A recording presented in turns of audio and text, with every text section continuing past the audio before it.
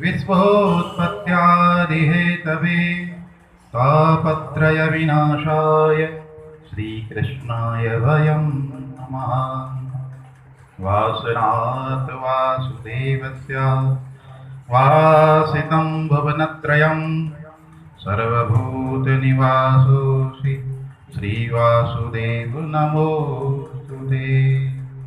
अतुलितबलधामं हेमशैलावदेहं धनुजवनकृशानं ज्ञानिनामग्रगण्यं सकलगुणनिधानं वानराणामधीशं रघुपतिप्रियभक्तं वातजातं नमामि। यो अन्तः प्रविश्य मम वाचमिमां प्रसुप्तां सञ्जीवयत्यखिलशक्तिधरा स्वधाम्नाम् अन्यात् हस्तचरणश्रवणत्वगारेण प्राणान्नमो भगवते पुरुषाय तुभ्यं। गुरुर्ब्रह्मा गुरुर्विष्णुः गुरुर्देवो महेश्वरा गुरु साक्षात् परब्रह्मः तस्मै श्री गुरुवे नमः। बोले सद्गुरुदेव भगवान की जय। श्री द्वारकाधीश भगवान की जय। श्री बालकृष्ण लाल की जय। श्री गोवर्धननाथ भगवान की जय। इष्ट देवता की जय। कुल देवता की जय। पितृदेवताओं की जय। हनुमान जी महाराज की जय। ओम नमः पार्वती पतये हर हर महादेव। जय जय श्री राधे जय जय श्री राधे जय जय श्री राधे। बोलो श्री वृंदावन बिहारी लाल की जय। वनमाली घनश्याम पीतवस मनोहरा वनमाली घनश्याम पीतवस मनोहरा पीतवस मनोहरा पीतवस मनोहरा पीतवस मनोहरा। वनमाली घनश्याम पीतवस मनोहरा वनमाली घनश्याम पीतवस। कांची कलाप रुचिरो कांची कलाप रुचिरो रसन मुकुट कुंडला रसन मुकुट कुंडला वनमाली घनश्यामा पीतवस मनोहरा वनमाली घनश्यामा पीतवस मनोहरा। प्रभंग ललितश्चारु प्रभंग ललितश्चारु कौस्तुभेन विराजिता कौस्तुभेन विराजिता वनमाली घनश्यामा पीतवस मनोहरा वनमाली घनश्यामा पीतवस मनोहरा। कोटि मन्मथ लावण्यो कोटि मन्मथ लावण्यो हरिचंदन चर्चिता हरिचंदन चर्चिता वनमाली घनश्यामा पीतवस मनोहरा वनमाली घनश्यामा पीतवस मनोहरा। परमानंदिन मूर्ति परमानंदिन मूर्ति मधुरो मुरलीधरा मधुरो मुरलीधरा। वनमाली घनश्यामा पीतवस मनोहरा वनमाली घनश्यामा पीतवस मनोहरा वनमाली घनश्यामा पीतवस मनोहरा वनमाली घनश्यामा पीतवस मनोहरा। बोलिए श्री सुखदेव जी महाराज की। श्रीमद्भागवत महापुराण की जय। श्री वृंदावन बिहारी लाल की जय। परम पूज्य गुरुदेव के चरणों में वंदन। भागवत कथा में पधारे हुए सभी श्रद्धालु श्रोतागणों को वंदन। और श्री पुरुषोत्तम मास में श्रीमद् भागवत कथा का आयोजन सिद्ध बलि हनुमान मंदिर में। भागवत कथा का आज तीर्थ दिवस और भागवती यात्रा जो है वो तीसरे स्कंद से आरंभ होकर के और एक एक लक्षण के साथ हम आगे बढ़ेंगे। भगवान श्री कृष्ण जो है एक तत्व है और वो परम तत्व जो है जीव को अपने जीवन में प्राप्त करना ही होता है, क्योंकि जीव के हृदय पर अंतःकरण पर जो है माया का पर्दा पड़ा हुआ रहता है और माया का पर्दा पड़ा रहने के कारण, क्योंकि भगवान श्री कृष्ण स्वयं जो है वो अवतार धारण करते हैं और 28वें युग में जब आते हैं तो स्वयं ही उस पर्दे को उठा करके और अंतःकरण में प्रकाश करके उस अपने स्वरूप का बोध कराते हैं। लेकिन अब वो समय तो निकल गया, क्योंकि हमारा जन्म उस द्वापर में हुआ कि नहीं हुआ हमको पता नहीं। लेकिन इस समय भी यदि कोई उस स्वरूप का अनुसंधान करना चाहे, उस स्वरूप की प्राप्ति करना चाहे, तो उसके लिए एक ही आश्रय है और उसका नाम है श्रीमद् भागवत महापुराण। तो उस कृष्ण तत्व के प्रकाश को आज भी भागवत के माध्यम से प्राप्त किया जा सकता है। तो भागवत जो है वो 10 लक्षणों से युक्त है। अत्र सर्गो विसर्गश्च स्थानं पोषणमुतया मनवंतरेशानुकथा निरोधो मुक्तिराश्रय। तो पहला लक्षण जो है वो सर्ग लीला है। सर्ग का अर्थ है कि जो सर्जन जो है ब्रह्म के द्वारा किया गया, ब्रह्मा के द्वारा जो सर्जन किया गया, एक ब्रह्म के द्वारा और एक ब्रह्मा के द्वारा। तो जो ब्रह्मा के द्वारा जो सर्जन है, ये सारा जगत, जो कुछ जगत के अंदर जितने भी जीव नजर आते हैं, ये सब ब्रह्मा का सर्जन है।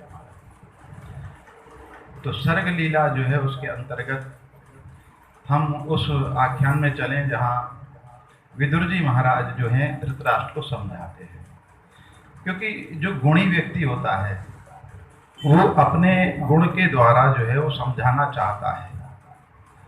आज धृतराष्ट्र को समझाते हैं कि भाई तेरे यहाँ जो ये दुर्योधन है ये साक्षात काल का ही स्वरूप है और काल का स्वरूप होने के कारण ये तेरे वंश का नाश करा देगा। इसलिए तुझे चाहिए कि भाई अब इसकी बात ना माने, जो क्या अच्छा है क्या बुरा है इसका विचार तो तुझे करना चाहिए।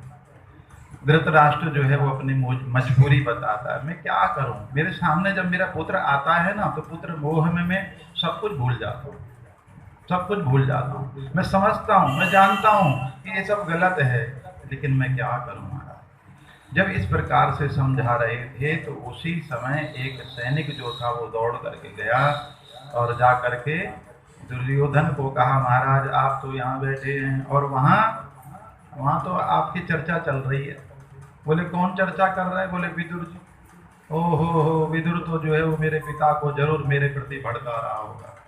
इसलिए दुर्योधन जो है वो दौड़ करके वहाँ पहुँचा और कहा, ए विदुर काका, आप जो है मेरे पिता को मेरे प्रति भड़काते हो, मेरे प्रति भड़काते हो। खाते तो आप हमारा हो लेकिन पक्ष जो है पांडवों का लेते हो, इसलिए अब आप यहाँ नहीं रहेंगे। विदुर जी समझ गए कि ये अपमान कर रहा है, इसलिए अब यहाँ नहीं रहना और ना हमको पांडवों की ओर जाना है, ना हम कौरवों की ओर हैं और ना पांडवों की ओर हैं। वास्तव में प्रत्येक जीव के हृदय में नारायण बैठे होते हैं। तो आज दुर्योधन की कही हुई बात का उन्होंने बुरा नहीं माना। हितम मनोहारी च दुर्लभम, कि हितकारी वचन कहने वाला जीवन में कोई हमारे हो, इससे बढ़िया और कौन सी बात हो सकती है। और जगत के अंदर माता पिता से बड़ा हितकारी कोई और हो नहीं सकता महाराज। लेकिन क्या करें, बच्चे जो है वो माता पिता की बात को अनसुना कर देते हैं। आज हितकारी वचन कहे एक साधु ने, एक संत ने, लेकिन आज अपमान हुआ है और उस अपमान को अपमान न मान करके भगवान की प्रेरणा मान लिया। लगता है इसके हृदय में बैठे हुए नारायण मुझे अब यही कह रहे हैं कि भाई अब तो तू ना पांडवों में रहे ना कौरवों में रहे, अब तो तू भजन की ओर चला। तो घर परिवार में भी जब कभी कभी ऐसी स्थिति हो जाए कि भाई अब हमको कोई नहीं पूछता, तो क्या करें, थोड़ा सा तीर्थों की ओर चले जाएं महाराज। हैं तीर्थों में जाएंगे तो तीर्थों में फिर जो है स्नान होगा गंगा का पान होगा, वहाँ दान होगा धन का, और जो साधु संत हैं उनका दर्शन होगा। तो तीर्थों की तो बड़ी महिमा होती है हमारा, तो इसलिए तीर्थों की ओर आज निकले हैं। तीर्थों की ओर जब गए तो तीर्थों में कुछ लेकर के नहीं गए। क्या लेकर के गए? सा निर्गता गौरव पुण्य लब्धा। कौरवों का जितना भी पुण्य था वो सब आज विदुर जी के साथ हो लिया। क्यों? क्योंकि साधु का अपमान किया है। इसलिए जीवन में याद रखना, किसी साधु का आप सम्मान न कर पाए कोई बात नहीं, लेकिन अपमान कभी मत करना। क्यों? क्योंकि अपने अकाउंट से पुण्य जो है वो कट जाते हैं।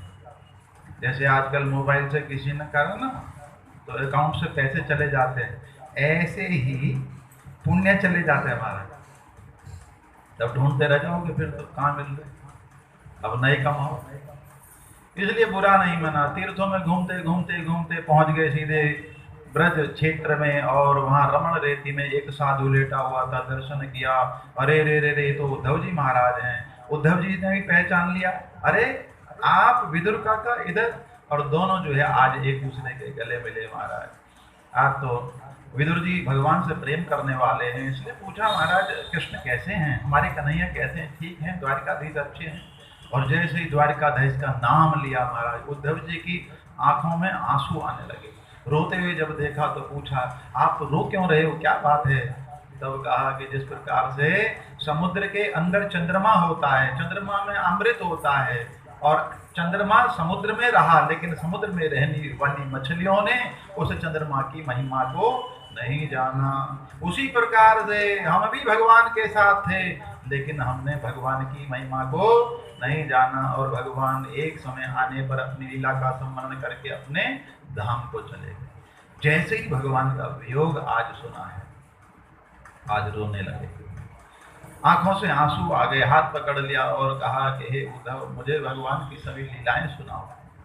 आज भगवान की सभी लीलाओं का श्रवण जो है उद्धव जी महाराज ने विदुर जी को कराया। और तब विदुर जी ने एक ही बात कही कि जब भगवान जा रहे थे तो क्या उन्होंने कुछ भागवत धर्म का उपदेश किया था?